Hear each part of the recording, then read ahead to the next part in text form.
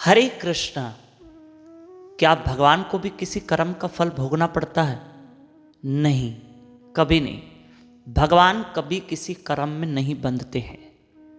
सुन लीजिएगा, और एक बात कही जाएगी जो ध्यान से सुननी है।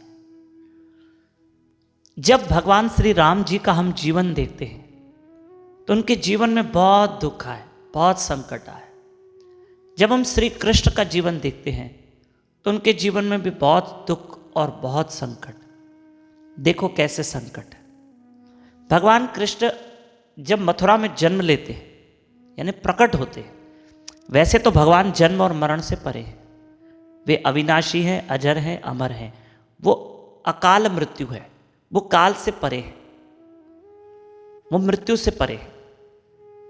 ठीक है, अब ध्यान देना। जब भगवान का प्रादुर्भाव हुआ तो हुआ भी कहाँ? कारागृह, जेल में जन्म हुआ ना। ये कोई जन्म लेने की जगह है? भगवान की लीला देखो। उनका वहां जन्म लेना कोई कर्म नहीं है, वो तो माता देवकी और वसुदेव जी के कारण गए। एक फिर भगवान रातों रात भगवान को शिफ्ट किया गया गोकुल। ठीक है, अभी तो माता देवकी और वसुदेव जी का प्यार भी नहीं मिला और भगवान को गोकुल जाना पड़ा। अब भगवान कुछ ही दिन के थे कि पूतना असुरनी आई गोकुल में। मानते हो? अभी कितने दिन के थे भगवान? कुछ ही दिन। ठीक है, अब ये हुआ। उसके बाद तृणावत आया, अगासुर आया, बकासुर आया, बड़े बड़े असुर आए, सब आए, और भगवान छोटी उम्र में उन असुरों का उद्धार कर। फिर भगवान थोड़े से बड़े हुए कि गोपियों को छोड़ के भगवान वृंदावन से मथुरा चले गए और कंस का उद्धार किया। फिर जब भगवान ने द्वारका नगरी बसाई तो वहां भी बड़े बड़े जो उदंड राजा थे, हाँ, जैसे पौंड्रक था राजा, ये सबों ने भगवान के साथ युद्ध की। फिर द्वारका में युद्ध तो चल ही रही थी बड़े बड़े राजाओं के साथ जो अधर्म पे राजा थे।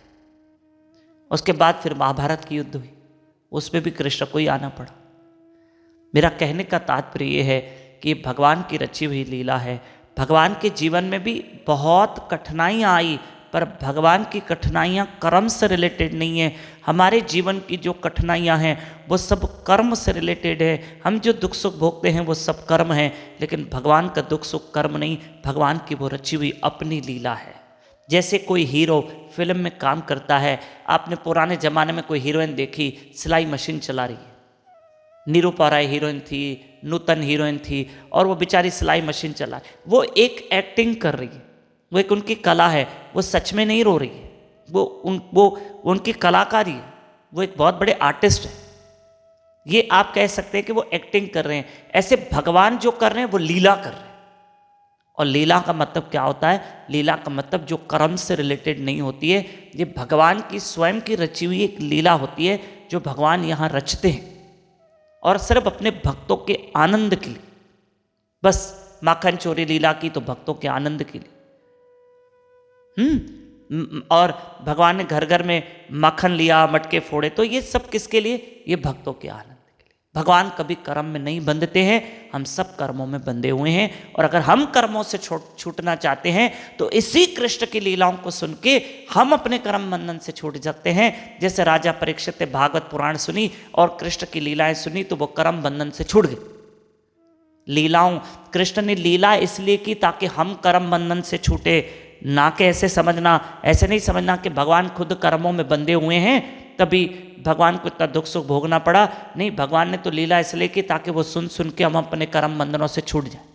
हरे कृष्ण कृष्ण कृष्ण हरे हरे, हरे राम राम राम हरे हरे। और गीता में भी कृष्ण कहा है, जन्म कर्मच में दिव्यम योवेति तत्वतः त्यक्त्वा देहम पुनर्जन्म नैति मामेति सो अर्जुना। अर्जुन, जो मेरी नित्य लीलाओं को जानता है, सुनता है, उसका दूसरा जन्म नहीं होता। बस आज की कथा को विराम। और आपको बता दूं कि 23 दिसंबर से 29 दिसंबर तक हमारी भागवत कथा चक्करभाटा शहर में चल रही है, और आप सब चक्करभाटा आसपास रहते हैं, जरूर भागवत कथा सुनने आइए। इस वक्त भागवत कथा वहाँ चल रही है। शाम को 4 से 7 बजे तक श्री नंदलाल कुकरेजा जी के घर के पास प्रांगण में, बड़े प्रांगण में कथा का आयोजन है। चक्कर बांटा। हरे कृष्ण।